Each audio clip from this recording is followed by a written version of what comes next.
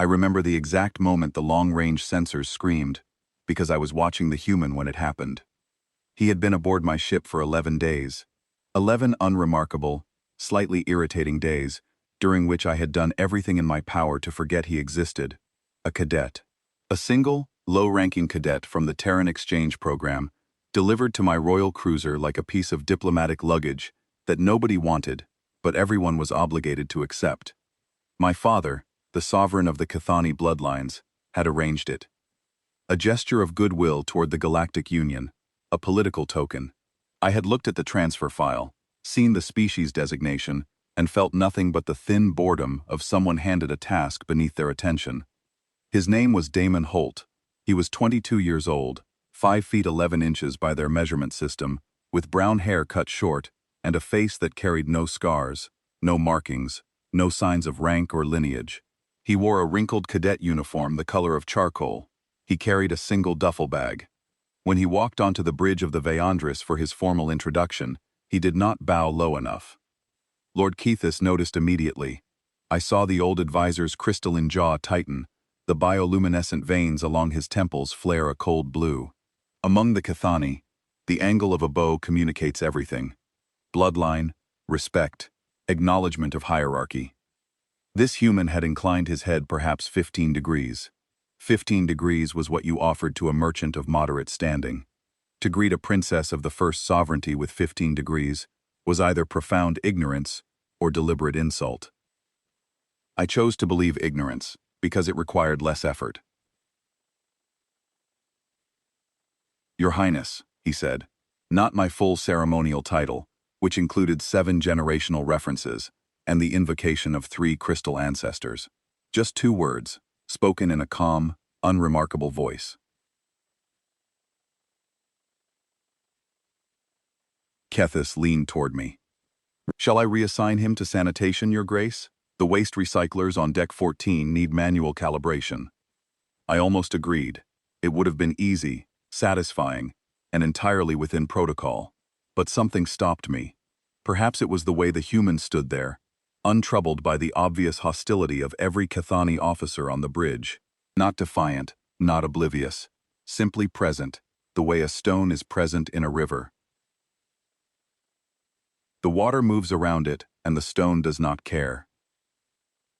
Assign him to perimeter watch, I said. Rotation 7, the lower observation deck. Kathis raised an eyebrow. Perimeter watch on rotation 7 was the most tedious post on the ship. A 12-hour shift staring at sensor readouts in a room the size of a storage closet, monitoring a stretch of empty space where nothing had happened in 4 centuries of Cathani navigation. It was where we sent officers being disciplined. I wanted the human out of my sight, and I wanted him to understand his place without the vulgarity of direct confrontation. Damon Holt accepted the assignment without expression. He picked up his duffel, asked a junior officer for directions to his quarters, and left the bridge. I did not think about him again for 6 days. The Veandris was a beautiful ship. I say this not with vanity but with precision. The Cathani build vessels the way other species build cathedrals. She was 900 meters of layered crystal alloy hull, her interior lined with phosphorescent stone quarried from the deepest mines of our homeworld. The corridors glowed with a soft violet light that pulsed in rhythm with the ship's power core, as if the vessel itself had a heartbeat. Her observation decks offered panoramic views of whatever space we traveled through, framed by arches of hand-carved mineral lattice. She carried 12 energy lances, a deflection shield array, and enough provisions to sustain 400 passengers for 18 months. Those 400 passengers were the reason for our voyage. The Sovereignty Conclave, the once-per-decade gathering of every major Cathani bloodline, was being held at the Conclave Station in the Yareth system. My father had placed me in command of the Veandris to transport 12 noble families through the Aurelian Corridor, the shortest route between our home territory and the Yareth system. The corridor was unclaimed space, legally neutral, avoided by some of the lesser species, for reasons they never adequately explained. The Cathani had used it for generations without incident. We did not concern ourselves with the anxieties of lesser civilizations. On the 6th day, I encountered the human by accident. I was conducting an inspection walk, a formal circuit of the ship's operational stations that protocol required of the commanding royal every 3 days. I rarely enjoyed these walks. They were performative, an opportunity for officers to stand at attention and demonstrate that everything was functioning exactly as it should. Nothing was ever out of place. Nothing ever required my actual attention. Until I reached Observation Post 7. Damon Holt was at his station, seated before the sensor console, and the sensor console was wrong. I knew the standard configuration of every monitoring station aboard the Veyandris. I had studied the ship's operational manual during my command preparation, not because I found it interesting, but because a princess of the First Sovereignty does not permit gaps in her knowledge. The sensor display at Post 7 should have shown a standard sweep arc of 140 degrees. The display in front of the human showed 157 degrees. "You modified the sweep," I said. He stood, turned, and offered me that same insufficient bow. "Yes, Your Highness." "Without authorization." "Yes, Your Highness." I waited for an explanation, an excuse, some stumbling justification. He simply stood there, hands at his sides, looking at me, with a directness that I found mildly offensive. Among the Cathani, meeting a royal's gaze without invitation was a breach of etiquette so fundamental that children learned to avoid it before they could speak. "Why?" I asked. "The original sweep configuration has a 17-degree blind cone along the ventral axis," he said. "Between the lower hull plating and the gravitational sensor housing, there is an interference shadow. Anything approaching from below at an angle of -20 to -37 degrees would not register until it was within close engagement range." I stared at him. "That configuration was designed by the Cathani Naval Engineering Corps." "Yes, Your Highness. And it has a 17-degree blind cone along the ventral axis." There was no insolence in his voice, no challenge. He was stating a fact the way one might state that a corridor was 3 meters wide. It was the absence of political awareness that unsettled me. Any Cathani officer who discovered a flaw in a system designed by the Naval Engineering Corps would have filed a formal observation through 7 layers of bureaucratic review, carefully worded to avoid implying that anyone of superior rank had made an error. This human had simply fixed it. "Restore the original configuration," I said. "Yes, Your Highness." He sat down and began reverting the changes immediately.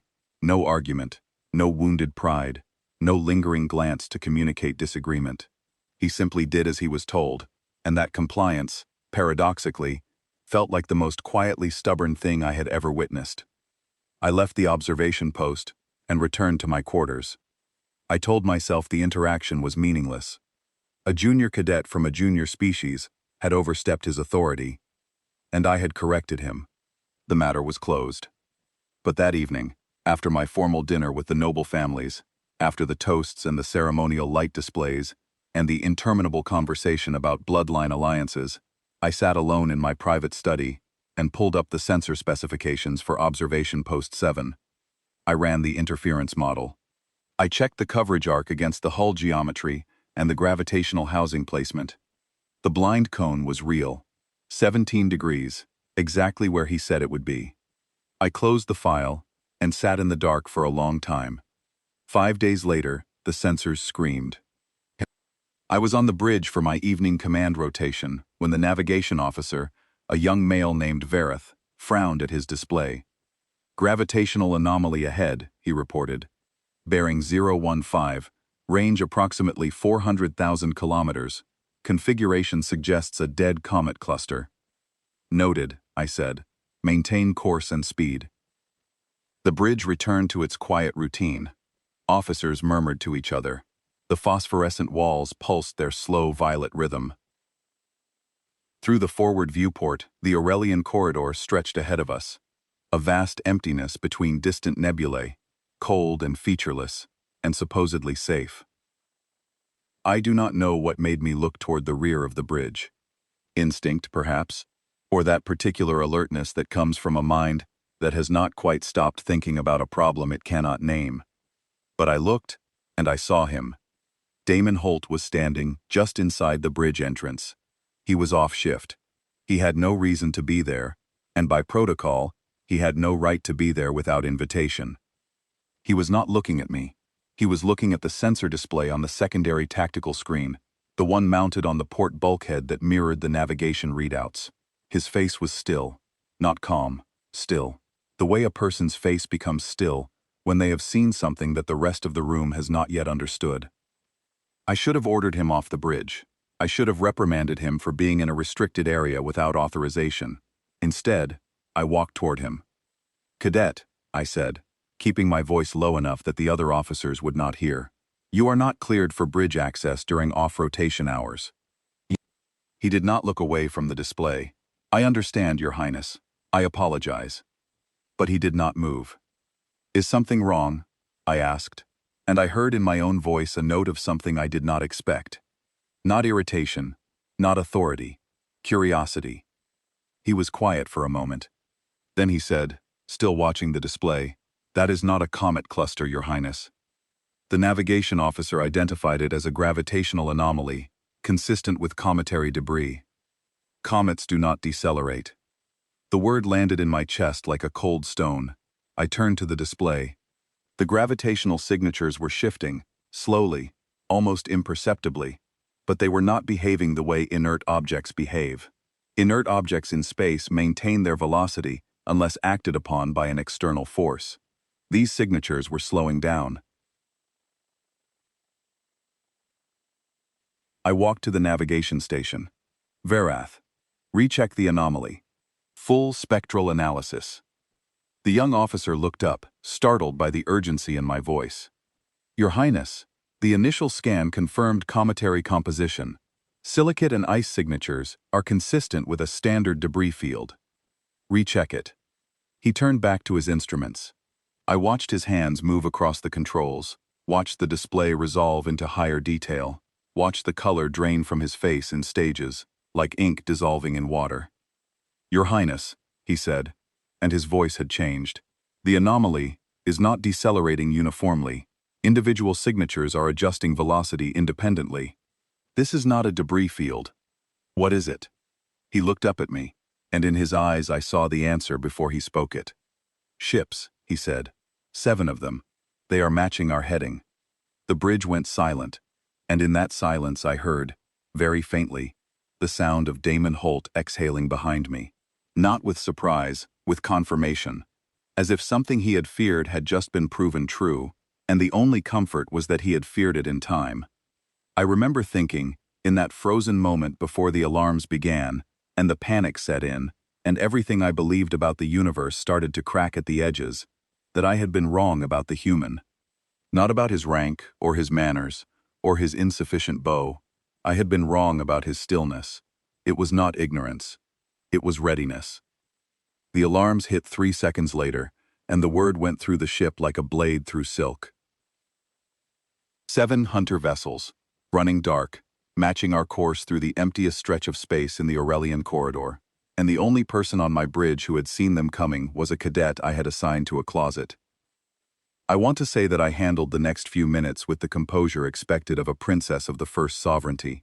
I want to say that I issued clear commands, steadied my crew, and projected the unshakable authority of my bloodline. But I would be lying, and if I have learned anything from what followed, it is that lies are a luxury I can no longer afford. The truth is that I stood at the center of my bridge and felt the floor disappear beneath me. The Rekval are not a species the way other galactic civilizations understand the term. They do not govern, they do not negotiate, they do not build cities or sign treaties, or participate in the diplomatic rituals that the rest of us use to maintain the fragile illusion that the universe is orderly and predictable. They are hunters. That is the totality of their identity. They move through space in packs, their ships fused with living tissue, half machine and half organism, and they harvest biological resources from anything they encounter. Crew, passengers, livestock, organic material of any kind.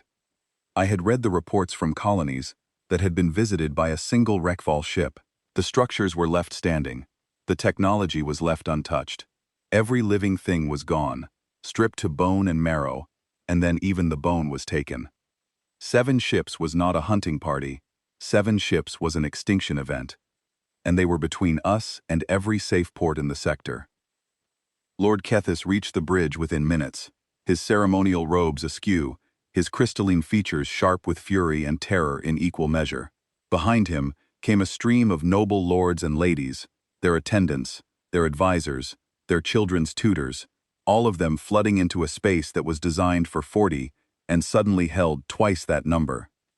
"Reverse course immediately," Chethis commanded, as if he had the authority to command anything aboard my ship. "If we reverse course, we expose our drive section to their approach vector," Verath said from the navigation console. "They will close on us within 20 minutes. Then send a distress signal. Contact the nearest Galactic Union patrol station." "We are 9 hours from the nearest relay buoy," the communications officer reported. "Even at maximum signal strength, a response force could not reach us for 14 hours, minimum. Then we fight." This from Lord Cassian, a broad-shouldered noble from the 7th bloodline, who wore decorative armor on formal occasions and believed this qualified him as a military strategist. "We have 12 energy lances. We have a Royal Guard contingent."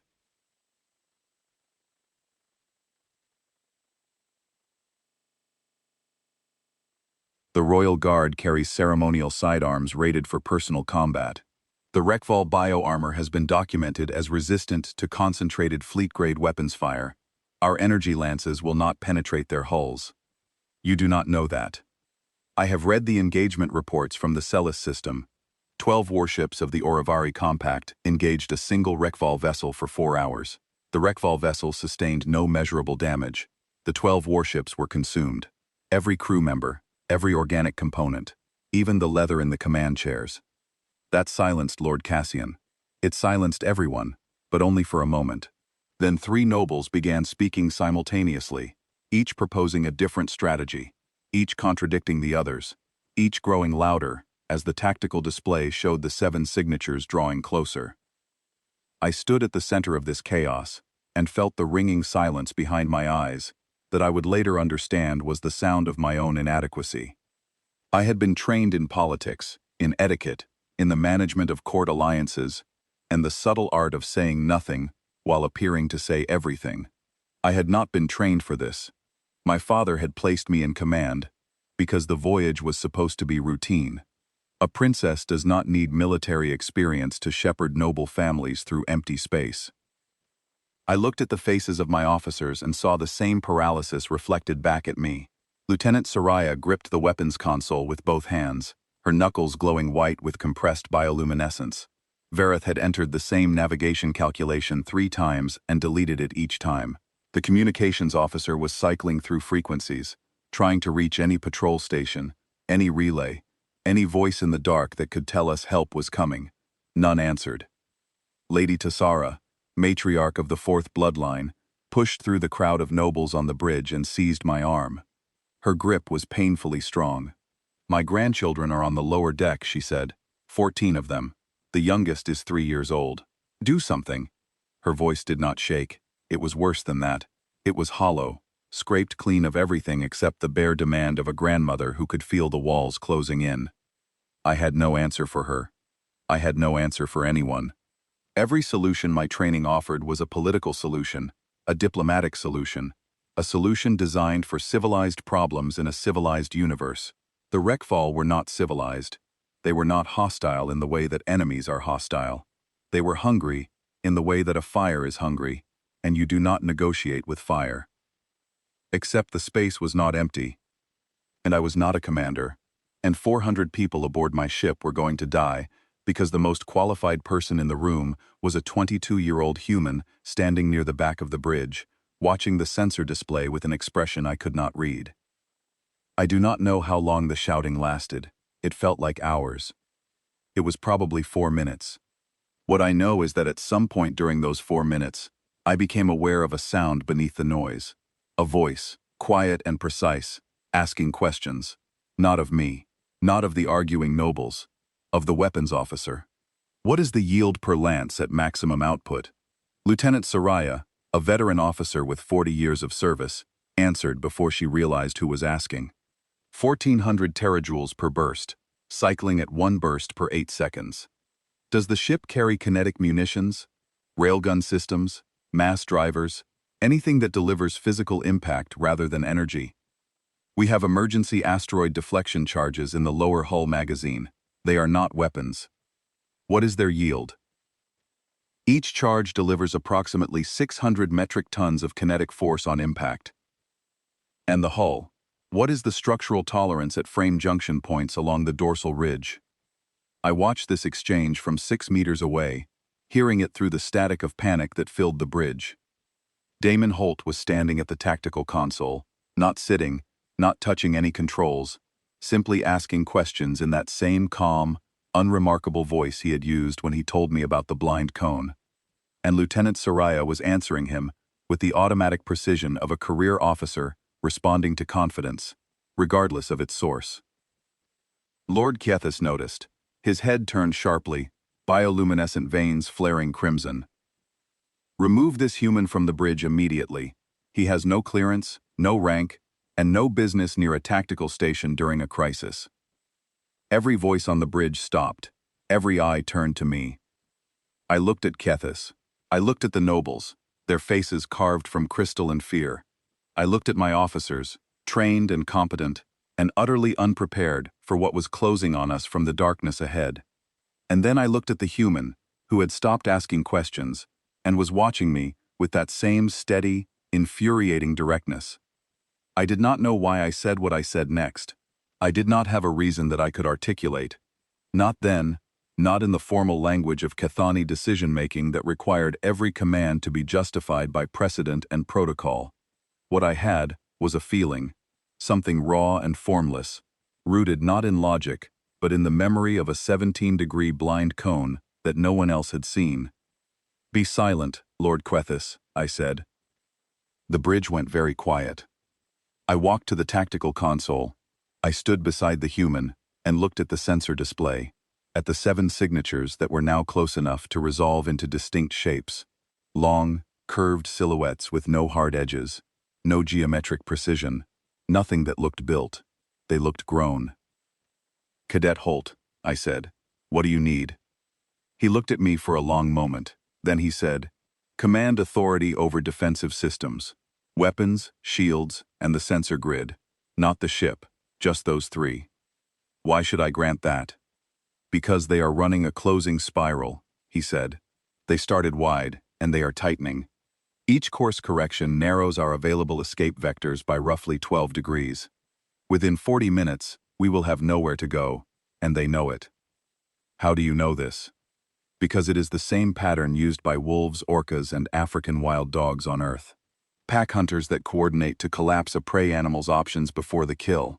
I studied it in a first-year behavioral ecology course." I stared at him. "You are comparing Rekfall, a species that has annihilated entire colonies, to animals on your homeworld." "I am comparing their behavior.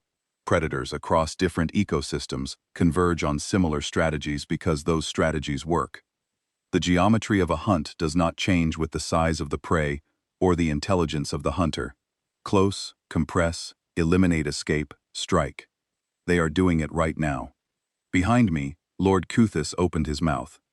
I raised my hand without turning around, and for the first time in his 50 years of advising the royal family, Kethis said nothing.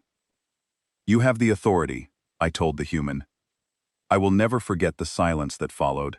It had a weight to it, a density, as if the air on the bridge had thickened with the collective disbelief of every Cathani present. A princess of the First Sovereignty had just handed tactical command to a human cadet who had been on the ship for less than 2 weeks. Damon did not waste the moment on gratitude or reassurance. He turned to the helm officer. "All stop." The helm officer looked at me. I nodded. "All stop. Kill the main drive, 0 thrust." "You want us to stop?" Verath said from navigation, his voice cracking. "They are closing on us, and you want us to stop moving?" "Prey runs," Damon said. "When prey runs, it triggers pursuit. The chase becomes automatic, instinctive.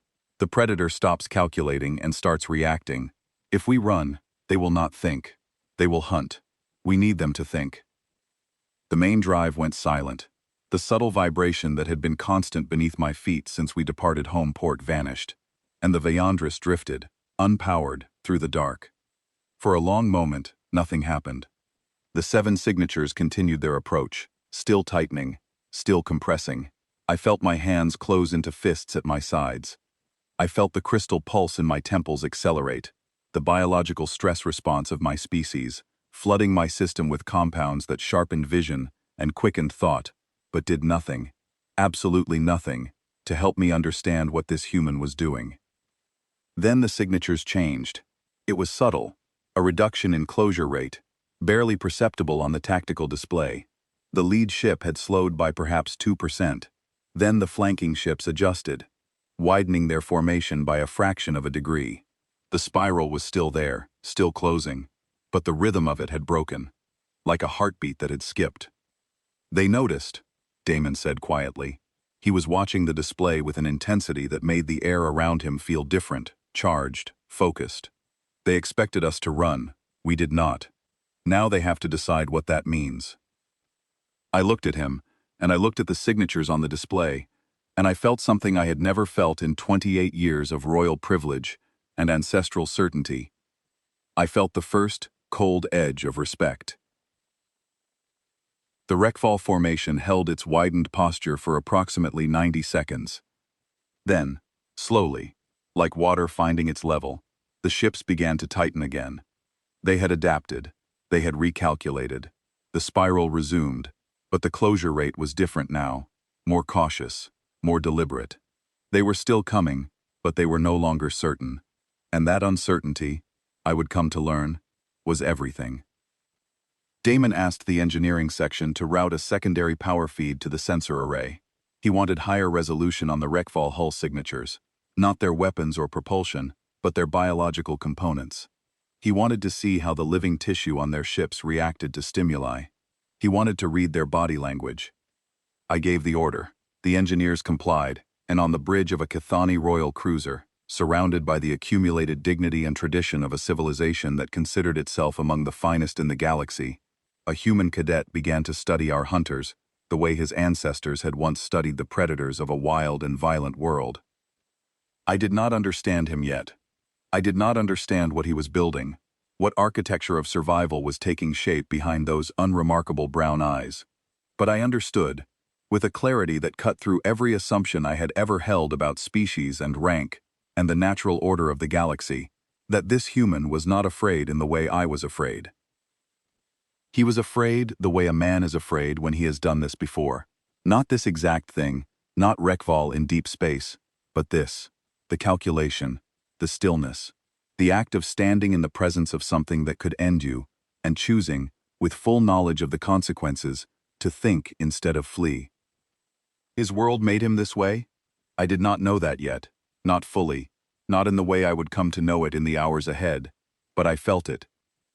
The Cathani evolved on a gentle world, a planet of crystal caves and phosphorescent seas, where the most dangerous predator had been hunted to extinction 10,000 years before we achieved spaceflight. We built our civilization in safety. We reached for the stars from a place of comfort.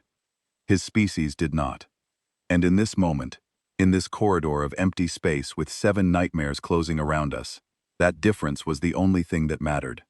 Damon looked up from the sensor display and met my eyes. "Your Highness," he said, "this is going to get worse before it gets better. I need you to trust me, even when what I ask for does not make sense." I should have hesitated. A princess does not offer trust to a stranger, certainly not to a member of a species that has been part of the galactic community for less than a century. Trust among the Cathani is earned through generations, through bloodline verification, through rituals of bonding that take years to complete. But the wreckfall were not going to give us years. "Tell me what you need," I said, "and I will decide." He nodded once, turned back to the display, and began to build something I had never seen before. Not a battle plan, not a defense strategy, something older than both. A conversation with the darkness outside our hull, conducted in a language that predators had spoken long before any species in the galaxy learned to think. And I stood beside him, a princess of the first sovereignty, and I listened. The first test came 37 minutes later. A single wreckfall vessel separated from the main formation. It was smaller than the others, its biohull mottled with dark patches, that the sensor array identified as scar tissue from previous engagements. A veteran, a scout. It accelerated toward the Veyandris on a direct approach vector, closing the distance with a smooth, predatory efficiency that made my stomach tighten. The bridge crew tensed. Lieutenant Soraya's hand moved toward the weapons activation sequence. Lord Keithis, who had remained on the bridge in rigid silence since I told him to be quiet, stepped forward half a pace. Every instinct in every person on that bridge was screaming the same thing. Fire, shoot, do something, Damon said. One lance, minimum yield, fire across the bow, not at the hull, lead by 200 meters. Soraya looked at me. I nodded. The energy lance fired. A single bolt of compressed light crossed the space between us and the approaching wreckfall ship, passing 200 meters ahead of its forward section. Not a miss. Not an attack. A statement. The scout ship stopped, not gradually, the way a powered vessel decelerates. It stopped the way a living thing stops, sudden and complete, like an animal that has heard a sound it did not expect. It held position for 10 seconds, then began a slow lateral circle, maintaining its distance, studying us. What did that accomplish? I asked. On Earth, Damon said, there is a behavior called aposomatic signaling. Prey animals that are venomous or toxic display bright colors to warn predators that attacking them will come at a cost. I did not hit that ship, but I showed it that I could. A predator that knows its prey can injure it will always recalculate. Every hunt is a cost-benefit analysis. I just increased the cost. The scout ship completed its circle and returned to the main formation.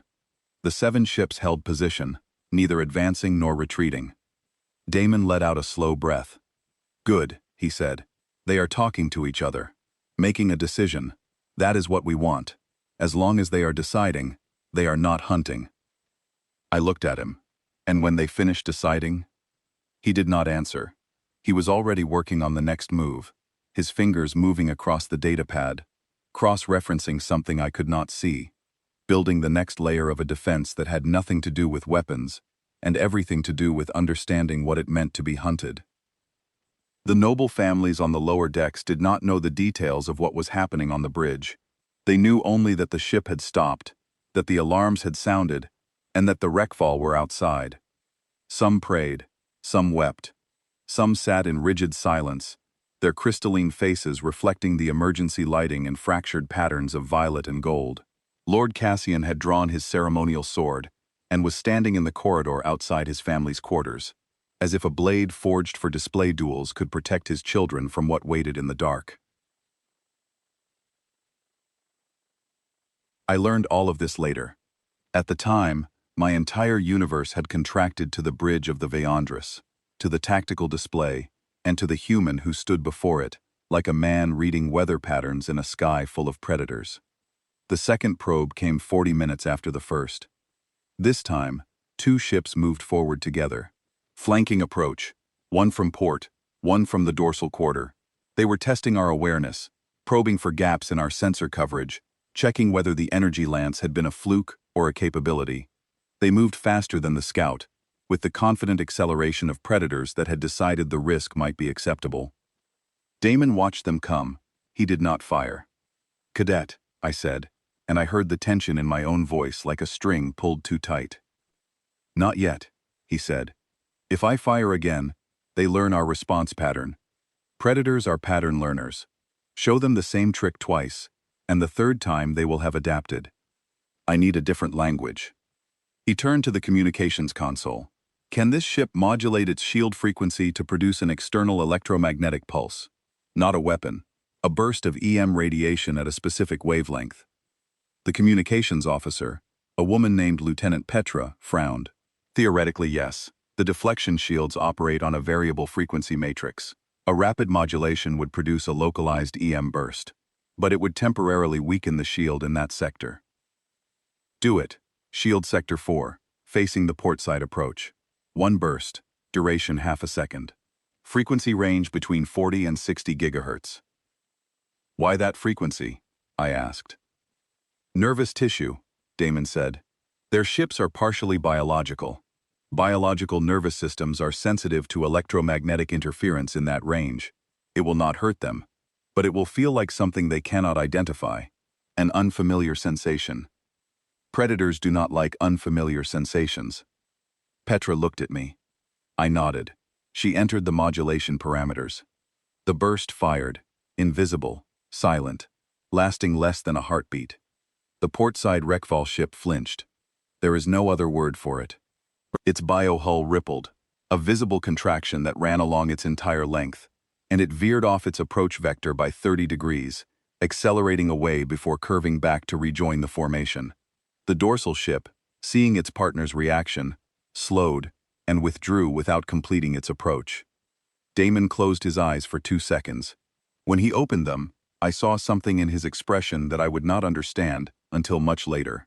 Relief, yes, but beneath it, a weariness that belonged to a much older man. "That bought us time," he said. "Not much. They will probe again. Each time, they will be bolder, because each time they survive, the cost-benefit equation shifts in their favor. We need to change the equation fundamentally." "How?" He was quiet for a long moment, staring at the display. Then he turned to the engineering console. "I need to speak with your chief engineer. I need to know exactly what compounds are present in your waste recycling system." I stared at him. "Our waste recyclers?" "Yes, Your Highness." I called Chief Engineer Lorath to the bridge. He arrived looking bewildered, clutching a maintenance tablet, utterly unprepared to be consulted during a tactical crisis. Damon asked him a series of questions about the chemical composition of the gases produced during waste processing: sulfur compounds, ozone, ionized carbon, ammonia derivatives. Lorath answered each question with the baffled precision of a man who had never expected his expertise in sewage chemistry to be relevant to survival. Damon asked him to vent a specific mixture of these gases from the portside recycler exhaust. A precise combination, measured to the gram, released in a slow, continuous stream that would form a diffuse cloud around the ship's flanking approach corridor. "Why?" I asked again. Because with every instruction this human gave, the distance between his thinking and mine seemed to widen. "On Earth," he said, "predators navigate partly by chemical signals, territorial markers, pheromone trails, scent boundaries. A predator that enters an unfamiliar chemical environment becomes cautious. It does not know whose territory it has entered. It does not know what left those markers. The instinct is to withdraw and reassess. The Rekval ships are biological. Their sensor systems include organic chemoreceptors.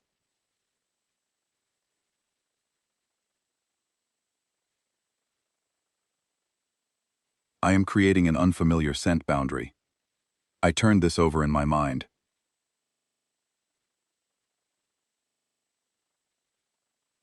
You are marking territory.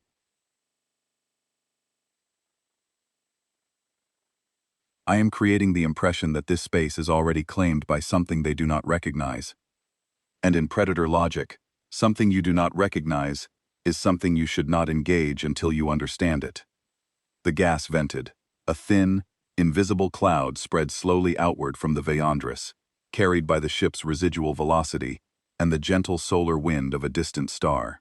On the tactical display, I watched the Rekval formation react. It was not dramatic. There was no sudden retreat, no panicked scattering. The 7 ships simply widened their formation, each vessel increasing its distance from the chemical boundary by several hundred meters. The spiral pattern loosened. The compression paused. I understood then, with a clarity that shook me, what I was witnessing. A human being was communicating with alien predators across the void of space, and he was doing it not through language, not through technology, not through the sophisticated diplomatic protocols that my species had spent millennia developing. He was doing it through instinct, through a shared grammar of survival that connected every predatory species in the universe, a grammar that humans had learned not from textbooks, but from 10,000 years of sleeping beside campfires and listening to the sounds in the dark. My species had never needed campfires. We had never listened to sounds in the dark, and in this moment, that was not a mark of superiority. It was a deficit. The lull lasted almost 2 hours. Damon used that time the way I imagined his ancestors had used the quiet hours between threats. He did not rest. He did not celebrate.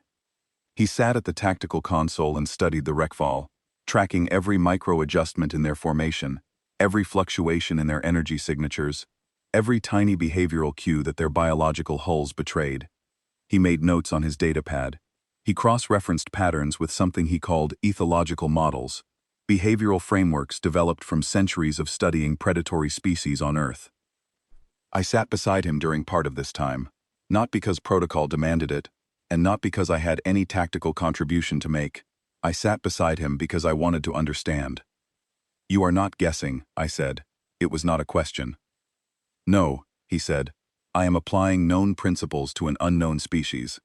The principles are the same: pack coordination, risk assessment, resource optimization, hierarchical decision-making within the group. Those are not Earth-specific behaviors. They are predator universal. Any species that evolves to hunt cooperatively will develop the same behavioral architecture because there are only so many strategies that work. And if the wreckfall have strategies you have not encountered?" He looked at me, and for the first time I saw a flicker of something vulnerable behind his composure. "Then I adapt. That is also a human strategy. How many predator species exist on your homeworld?" I asked. The question had been forming since I watched him convince a biological warship to hesitate. He thought about it. "Depends on your definition. If you mean obligate carnivores that actively hunt prey, tens of thousands. If you include omnivores that engage in predatory behavior, hundreds of thousands. Insects alone have more predatory species than most galactic civilizations have cataloged organisms." I let that settle. Tens of thousands of predator species, on a single world. The Cathani homeworld had produced 6, and we had eliminated all of them before our recorded history began. We considered ourselves advanced for having done so. Humans had lived alongside tens of thousands for their entire evolutionary history, and had not eliminated them. They had studied them instead. "Your ancestors," I said. "They did not drive the predators to extinction. Some they did, the ones that directly competed for territory. But most of them, no. My ancestors understood something that I think is difficult for species from safer worlds to grasp. The predators were not just threats, they were teachers.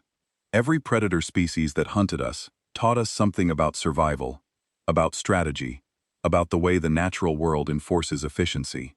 Kill the teacher, and you stop learning." I stared at him. "You are telling me that your species preserved the things that hunted you because you found them educational. I am telling you that my species reached the stars because we never stopped being hunted. We never had the luxury of forgetting what danger felt like. And that memory, that constant awareness of threat, shaped every system we built.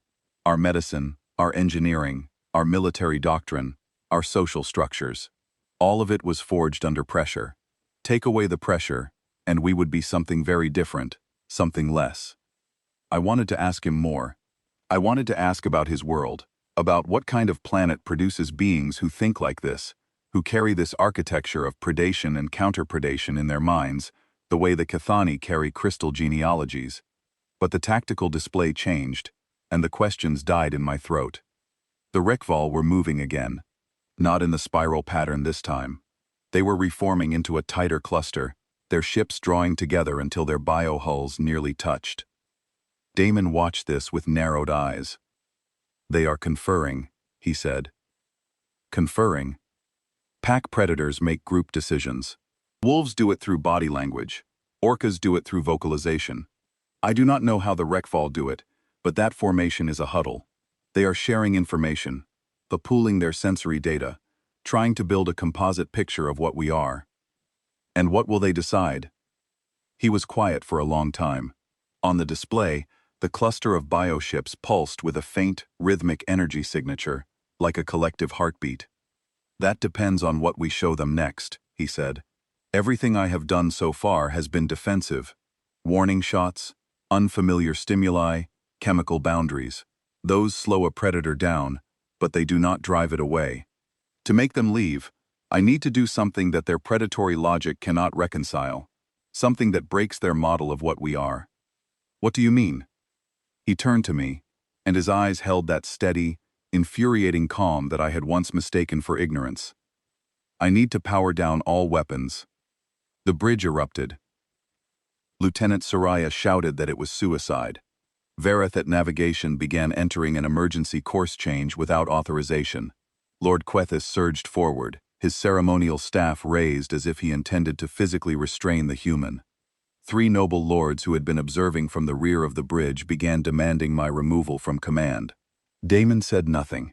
He stood at the tactical console, hands at his sides, waiting for the storm to pass, and he looked at me, only at me, and in his expression, I read something that was not a plea and not a command.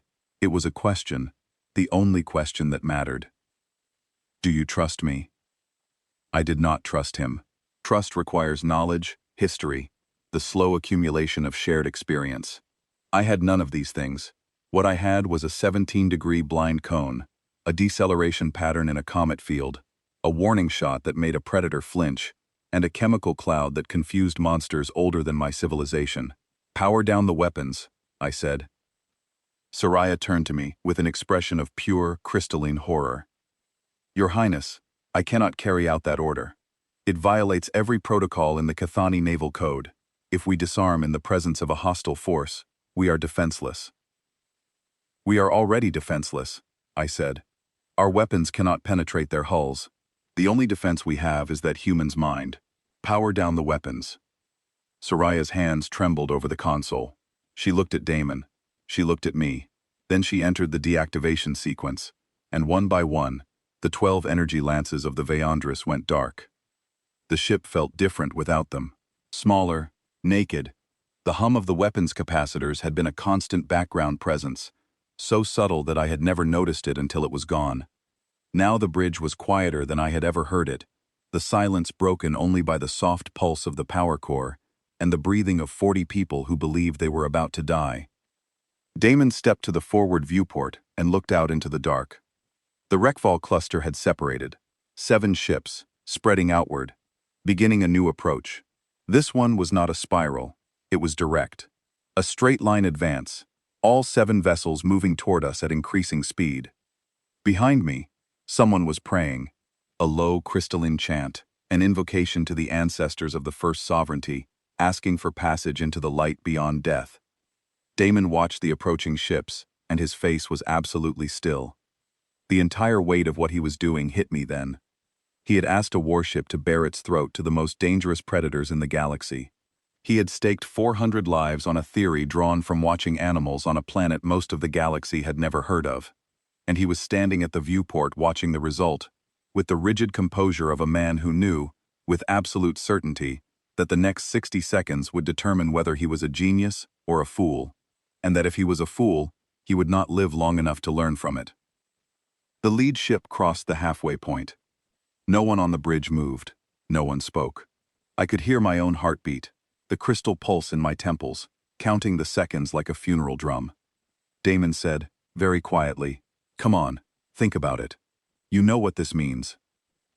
He was talking to the Rekval, talking to them through the void, through the glass, through the impossible distance between a human mind and an alien predator's instinct. The lead ship slowed. I watched it happen. A deceleration so subtle that the tactical display barely registered it, but Damon saw it.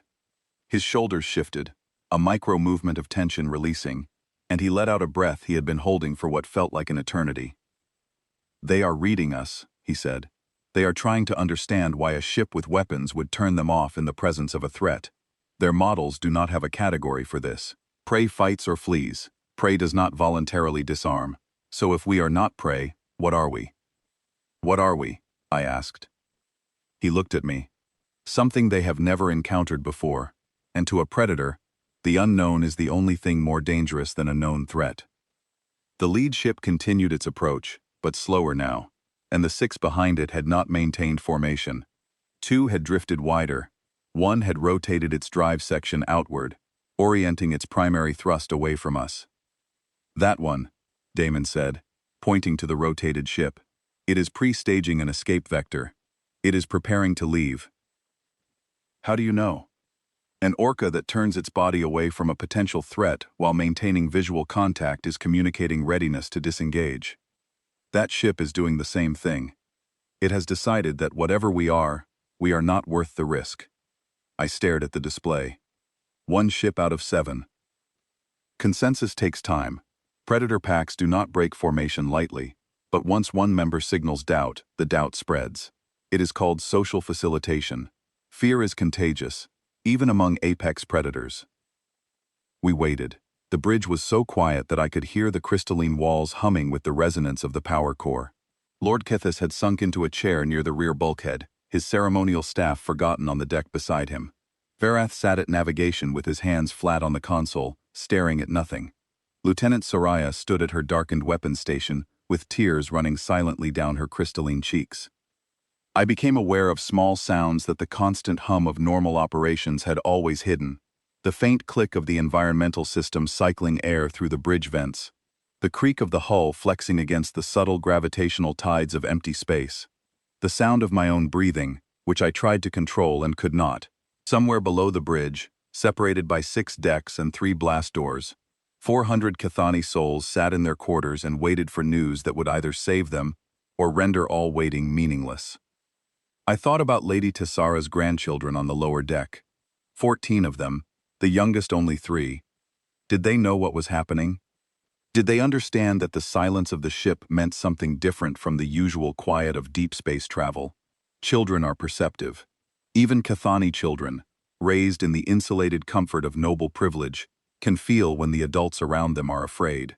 I imagined them sitting in their playroom, their crystalline faces reflecting the soft emergency lighting, waiting for someone to tell them it was safe, waiting for someone to make it safe.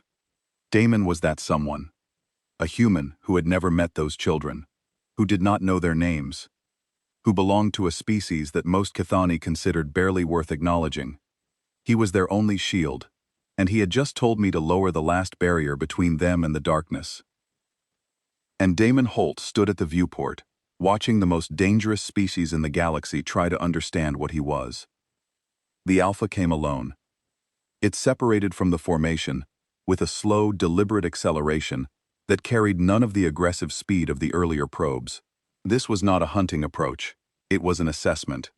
The largest of the 7 ships, its biohull scarred and mottled with the accumulated damage of what must have been centuries of hunting, moved toward the Veyandris on a trajectory that would bring it within visual range of the bridge viewport. Damon did not react. He stood with his hands at his sides, his eyes tracking the approaching Leviathan with an expression that I could only describe as recognition. Not familiarity. Recognition. The acknowledgement of one creature by another across the vast and indifferent distance of species, and evolution, and time. The Alpha ship reached us. It was enormous. Through the viewport, I could see the surface of its hull, and surface is the right word, because it was not metal, or composite, or any manufactured material. It was skin, thick, ridged, mottled skin, pulsing with a slow bioluminescent rhythm that was nothing like the elegant glow of Cathani crystal. This was raw, organic, alive. Scars crossed its hide in ragged lines, some old and pale, some dark and recent. This creature, this ship, this entity, had fought and fed and survived across more years than my entire bloodline had existed. It circled us, once, slowly, its massive form gliding past the viewport like a sea creature circling a diver. I could feel the bridge vibrate as its gravitational field interacted with our own. Through the biomembrane of what I realized was its sensory organ, something looked at us. Not at the ship, at us, at the bridge, at the crew, at Damon. I felt it the way you feel a gaze in a dark room, a primal awareness that something intelligent and hungry is watching you and making a decision. Damon held its gaze. He did not flinch, he did not move. He stood with a stillness that I now understood was not calm, but discipline, the hard-won discipline of a species that had learned, across 100,000 years of coexistence with things that could kill them, that the worst thing you can do in the presence of a predator is show that you are afraid. The Alpha circled a second time, slower, closer. I could see individual structures on its hull now, nodules and ridges, and what looked like closed apertures, sensory organs or weapon ports or something that defied categorization. The bioluminescent pulse quickened, the vibration in the deck plating intensified. Third pass. The Alpha ship slowed directly in front of the bridge viewport, close enough that its hull filled the entire frame. The bridge lights dimmed as its mass blocked the distant starlight. We were in its shadow, and that shadow felt like the weight of a judgment being rendered. I could not breathe. I could not move. I could not think. Every cell of my crystalline biology was screaming at me to run, to hide, to curl into the smallest possible shape, and pray to the ancestors that this thing would pass me by. I am a princess of the first sovereignty, heir to a civilization that has endured for 12,000 years. And in that moment, I was nothing more than a small creature, in the presence of a very large predator, and every piece of my genetic heritage knew it. Damon stood like a wall. Not metaphorically, not bravely, like a wall. Like something that was not prey and not predator, and not anything the entity outside our viewport had a model for. He stood there, and he breathed, and he watched, and whatever the Rekval Alpha saw when it looked at him, it was not food. The Alpha accelerated, not gradually, not with the cautious withdrawal of an uncertain hunter. It surged forward with the sharp, decisive thrust of a predator that had made its assessment and chosen to disengage. The acceleration was violent, pressing a bow wave of gravitational distortion against our hull that made the entire ship shudder, and then it was past us, climbing away into the dark with a speed that spoke not of fear, but of respect. Respect. I use that word carefully, because I know what it means among my people, and I know what it means among theirs. And I believe it means something different among predators. Not admiration, not deference. Acknowledgement. The recognition that engaging this particular target carried a cost that exceeded the potential reward, and that the wise response was to seek easier hunting elsewhere. Within seconds, the other 6 ships followed, not scattering, not fleeing, reforming into a travel column with the precise coordination of a pack that had made a collective decision. They angled away from the corridor, building speed, their biohulls flickering with that rhythmic bioluminescence as they communicated whatever predators communicate when they choose to walk away from a kill. Within 20 minutes, they were off the sensor grid. The bridge was silent, not the tense, suffocating silence of fear, a different kind, the silence that follows a storm, or a miracle, or the moment when you realize that you are still alive and you do not entirely understand why. Then a sound. Quiet at first, then louder. Lieutenant Vereth, at the navigation console, was crying, not with grief or terror but with the raw, uncontrollable release of someone whose body had been clenched against death for hours and had suddenly been told it could let go. Beside him, the communications officer made a sound that was half laugh and half sob, a broken noise that held no dignity and all the relief in the universe. Lord Kethis sat on the deck, not in a chair, on the deck. His crystalline legs had simply folded beneath him, and he sat there with his ceremonial staff across his knees and his ancient, aristocratic face completely empty, as if every thought he had ever held about rank and species and the natural order of the galaxy had been wiped clean in the space of a single afternoon. Lord Cassian stood in the doorway of the bridge, his decorative sword hanging forgotten at his side. He was staring at Damon with an expression I had never seen on a Cathani face before, an expression that had no name in our language because we had never needed a word for it. The closest translation I can offer is the look of a man who has just discovered that the foundation beneath his house was built on sand, and that the only solid ground in the world belongs to someone he had been taught to dismiss. Lieutenant Petra, the communications officer, suddenly pressed both hands against her console and bent forward, her shoulders heaving. She was not crying. She was laughing. A quiet, gasping laughter that had nothing to do with humor, and everything to do with the absurdity of still being alive when every calculation said she should not be. The sound spread. Another officer covered her mouth, shaking her head as the laughter mixed with tears. A security guard who had stood rigid at the bridge entrance for 3 hours sat down on the floor, removed his ceremonial helmet, and placed it carefully beside him, as if setting down a weight he could no longer carry. The noble families on the lower decks did not learn what had happened for another hour. When they did, when Lady Tessara was told that her 14 grandchildren were safe because a human cadet had convinced the most dangerous predators in the galaxy to leave, she asked to speak with him. He had already gone to his quarters. She went to his door. I do not know what she said. I do not know if she thanked him, or wept, or simply stood there, a grandmother whose world had been given back to her by a stranger from a species she had never thought about. She never told me, and I never asked. Some gratitudes are too large for witnesses. I turned to Damon. He was already working. His hands were moving across the tactical console, reactivating the weapon systems, restoring the shield configurations, powering up the sensor array to full sweep. Methodical, precise. As if the last 3 hours had been a drill, and the drill was over, and now there was cleanup to do. His hands were shaking. I saw it. The tremor in his fingers as they moved across the controls, the sweat on his temples, darkening the collar of his wrinkled cadet uniform, the rapid pulse visible in the hollow of his throat, beating faster than any calm person's heart should beat. He had been terrified, not for a moment, not at the climax, but the entire time. Every second of every hour, while he stood at that console and issued orders with the steady voice of a man who knew exactly what he was doing, he had been as frightened as any of us. He had done it anyway. "Cadet Holt," I said. He paused. He did not look at me immediately. He finished entering a command sequence, verified the weapon status, and then turned. His face was composed, but his eyes were not. His eyes held the accumulated weight of everything he had carried in silence, and for just a moment, before he pulled the composure back into place, I saw the full scope of what it had cost him. "Your Highness," he said, "what would have happened if the Alpha had attacked instead of withdrawing?" He was quiet for a long time. The bridge hummed around us. Through the viewport, the stars shone with the cold, indifferent light of a universe that did not care whether we lived or died. "Then I would have been wrong," he said, "and we would all be dead."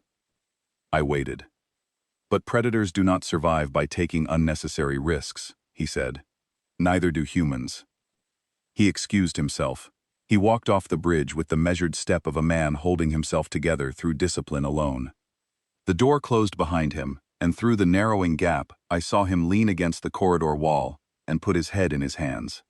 The door sealed shut, and I stood on the bridge of my ship, alive and shaking and changed, and I let him have his privacy. He had earned that much. He had earned more than I knew how to give.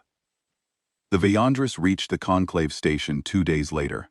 2 days of quiet running through cleared space, with every sensor on maximum sweep, and every officer on the bridge watching the darkness with new eyes.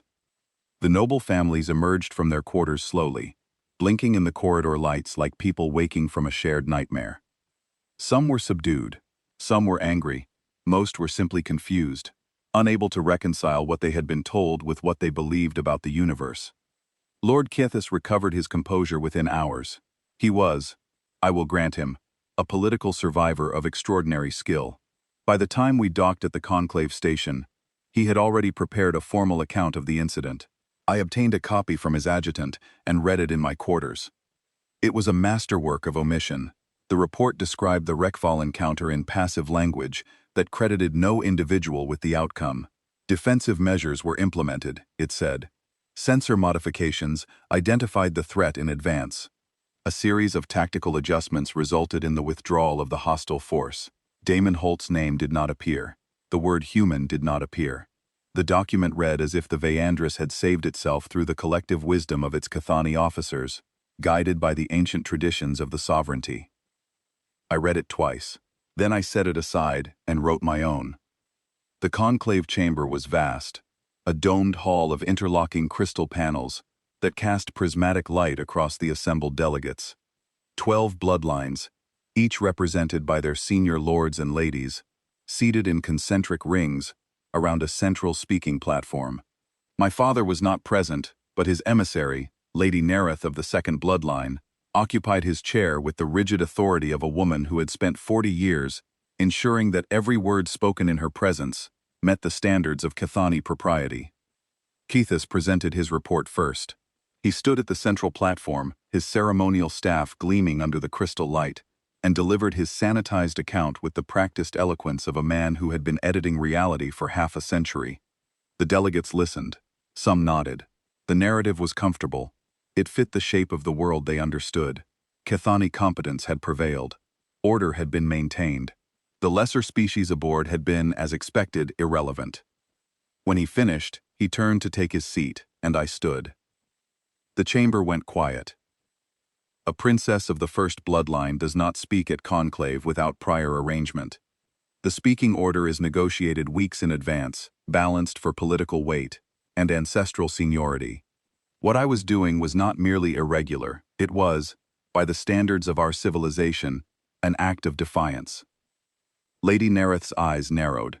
Keithis froze mid-step. Around the chamber, crystalline faces turned toward me, with expressions ranging from curiosity to alarm. I walked to the central platform. I carried no staff, no formal scroll, no ceremonial marker of authority. I carried a datapad with my account loaded on the screen, and I set it face down on the platform because I did not need it. I remembered every moment, every word, every decision. The account you have just heard is incomplete, I said. I will now provide the full record. I told them everything. I told them about the 17-degree blind cone that no Chthoni engineer had noticed. I told them about a cadet who watched sensor readings on his off shift because something in the data made him uneasy. I told them about a young man who recognized that comets do not decelerate. I told them about the closing spiral and how Damon identified it from a first-year ecology textbook. I told them about the dead stop, the warning shot, the electromagnetic pulse, the chemical boundary. I described each decision in sequence, explained the reasoning behind it, and watched the faces of the assembled nobility shift from confusion to disbelief to something much harder to name. I told them about the moment he asked to power down the weapons, and the moment I agreed. I told them about the Alpha's approach, its inspection, its circling passes, the weight of its gaze through the viewport. I told them about a human who stood without moving, while the most dangerous predator in the galaxy decided whether to kill him, and who stood like that not because he was unafraid, but because his fear was a tool he had learned to use instead of a weakness he had learned to hide. I named him Damon Holt. Cadet, Terran Exchange Program, 22 years old. No rank, no title, no bloodline, no authority beyond what I gave him in desperation, because every Chthoni solution had failed, and his was the only mind in the room that understood what was hunting us. The chamber was silent when I finished, not the respectful silence that follows a formal address, the stunned silence of people whose foundations have cracked. Lady Nereth spoke first. You are telling this assembly that a human cadet, acting alone, drove off 7 Rekoval hunter vessels. Yes. Without destroying or damaging any of them. Yes. Using techniques derived from animal behavior on Earth. Yes. She looked at me for a long time, then she said, and you granted him command authority over your ship's defensive systems. I granted him authority over weapons, shields, and sensors. Yes. A violation of 17 articles of the Chthoni Naval Code. Yes. And you are presenting this to the full conclave, knowing the political consequences. I met her gaze.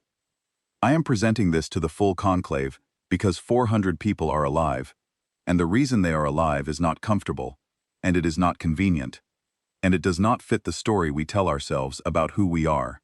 But it is true, and if this sovereignty values its dignity more than the truth, then our dignity is worthless. The silence that followed was the longest of my life. I felt it, in that moment, the political cost of what I was doing. Quethis would never forgive me. Half the noble houses would view my account as an attack on Chthoni competence, a public admission that our civilization, for all its age and elegance and crystalline grandeur, had been helpless in the face of a threat that a human child had defeated with patience and a wildlife textbook. Alliances I had spent years cultivating would fracture. My standing within the first bloodline would be questioned. My father would receive reports framed to make me look reckless, unstable, dangerously enamored with an alien species. I did it anyway. And I realized, as the words left my mouth and the silence deepened, and the crystal chamber held its breath, that I was doing exactly what Damon had done. I was refusing to act like prey. A prey animal hides the truth when the truth is dangerous. A prey animal reshapes the narrative to avoid conflict, to maintain the herd's comfort, to preserve the illusion of safety. I had spent my entire life doing exactly that, navigating the Chthoni court with evasions and omissions, and carefully worded half-truths, designed to keep the powerful comfortable and the uncomfortable invisible. Damon did not operate that way. He saw the blind cone and fixed it. He saw the predators and named them. He saw the path to survival and walked it without asking whether it was politically convenient. I wanted to be worthy of what he had done for my ship, and the only way to be worthy was to tell the truth, even when the truth made my civilization look small. The conclave did not reach a consensus that day. They rarely do. The political machinery of the Cathani sovereignty moves slowly, deliberately, grinding through layers of protocol and precedent, like crystal wearing against crystal. But something shifted in that chamber. I saw it in the eyes of the younger delegates, the ones who had not yet calcified into the rigid hierarchies of their elders. They heard what I said, and it landed somewhere deeper than politics. In the weeks that followed, I received the Galactic Union's analysis of the Rekval withdrawal.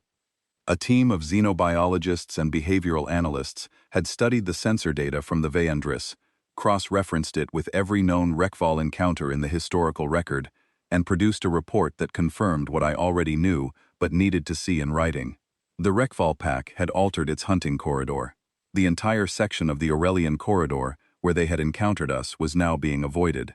Not temporarily, the way predators avoid a territory after a failed hunt. Permanently. Their migratory pattern, tracked by deep space monitoring stations across 3 sectors, showed a deliberate deviation that added weeks to their route, specifically to avoid the space where a single Cathani cruiser had done something they could not explain. The analysts were baffled. They proposed theories involving unknown weapons technology, classified Cathani defense systems, experimental deterrence. None of them were correct, and I did not correct them publicly, because the truth was simultaneously simpler and more profound than any of their theories. The Rekval did not retreat because they were defeated. They retreated because they encountered something that did not fit any category their millions of years of predatory evolution had prepared them for.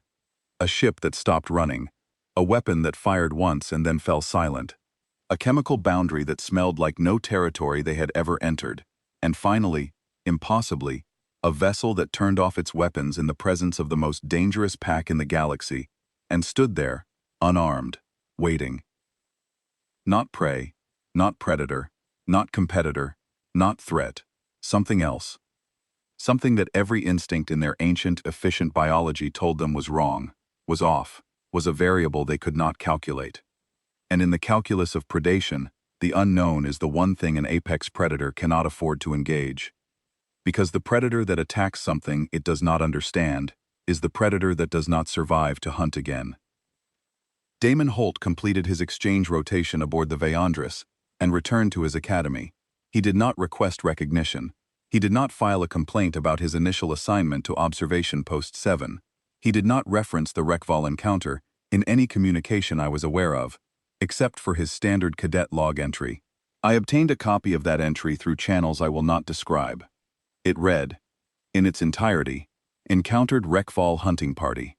Applied non-engagement deterrence protocol. No casualties. 14 words. For the event that reshaped my understanding of the galaxy, of my species, of myself. He wrote 14 words. And the clinical precision of that entry, the absolute absence of drama or self-congratulation, told me more about humans than anything he had said during the crisis itself. On his last day aboard the Veyandris, I went to the docking bay to see him off. This was irregular. A princess does not attend the departure of a junior cadet. Protocol would have permitted a formal letter of acknowledgement, delivered through an adjutant, sealed with the first bloodline crest. Impersonal, appropriate, forgettable. I went in person because some things deserve to be remembered by the people who witnessed them, not delegated to intermediaries who did not. He was standing beside his transport shuttle with his single duffel bag, wearing a fresh uniform that looked almost identical to the wrinkled one he had worn on the bridge. He saw me approaching and straightened, and I noticed that his bow was different this time, not deeper, not more formal, but somehow more considered. As if he had learned, during his weeks among us, what the angle of a bow communicates, and had chosen his angle with the same precision he applied to everything else. Your Highness, he said, the same 2 words he had spoken on the day he arrived, but they sounded different now, or perhaps I heard them differently. Cadet Holt, I said, you are returning to your academy. Yes, Your Highness. I stood there for a moment, searching for the right words, and realized that no words in either of our languages could carry the weight of what had happened between us.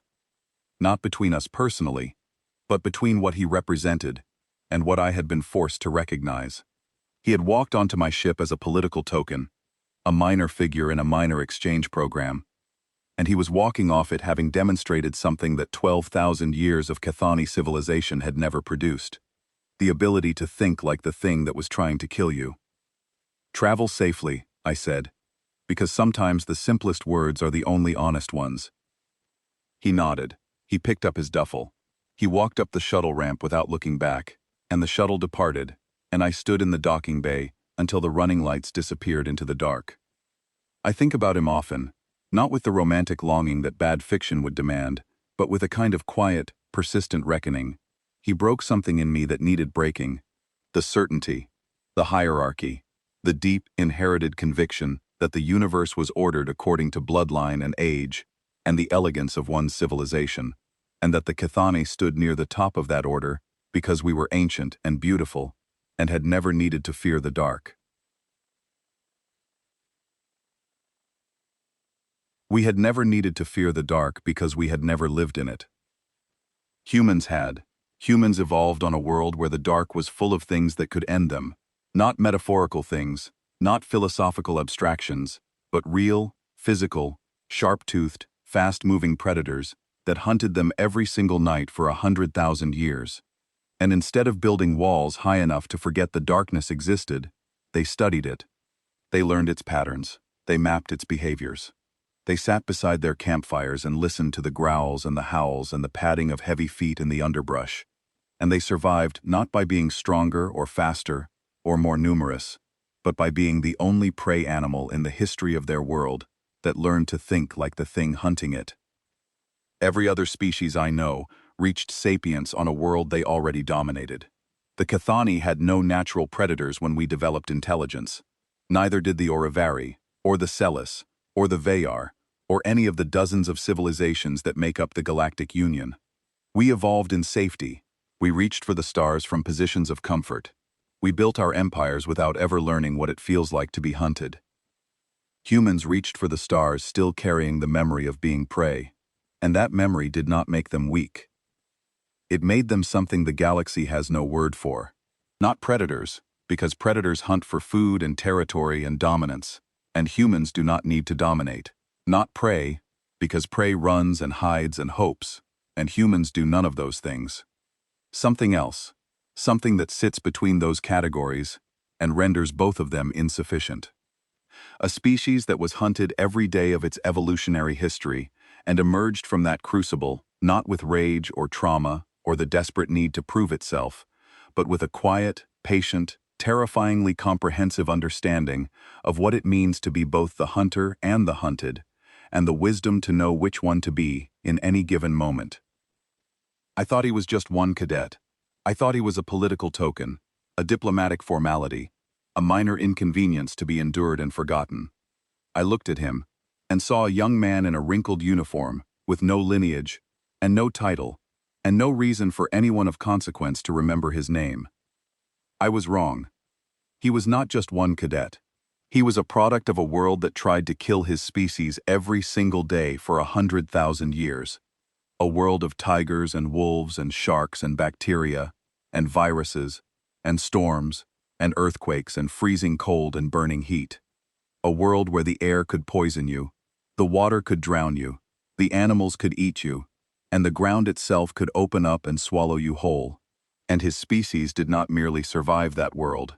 They thrived, they learned, they adapted, and they carried that knowledge with them into the stars, encoded not in their technology or their weapons, but in the architecture of their thinking, in the way they see the universe as a place of challenges to be understood, rather than threats to be feared. The Rekfall understood this before I did. That is why they withdrew. Not from the ship, not from the weapons, not from the shields or the chemical cloud or the electromagnetic pulse. They withdrew from him, from what he represented, from the species that produced him, and the world that forged that species, and the 10,000 generations of survival against impossible odds, that gave a 22-year-old cadet the ability to stand before 7 apex predators and convince them, through nothing but patience and knowledge and an unshakable refusal to be prey, that he was something they could not afford to hunt. I am a princess of the first sovereignty. I command a warship of crystal and light. I carry the lineage of 12,000 years. And I owe my life to a human who knew how wolves behave. The galaxy does not yet understand what it has welcomed into its midst. It sees humans as young, as primitive, as a curious novelty with interesting potential and questionable manners. It assigns them to observation posts and sanitation duties and exchange programs designed to teach them how civilized species conduct themselves. It does not see what I saw, not yet. But the Rekval saw it. The oldest, most efficient predators in known space looked at what this species is, and they left. And they have not come back. Remember that. The next time you meet a human and think they are just one of anything, remember the cadet. Remember the darkness his world taught him to navigate. Remember that when the apex predators of the galaxy withdrew, they were not running from a weapon, or a ship, or a fleet. They were running from the only species in the universe that grew up afraid of the dark, and learned to make the dark afraid of them.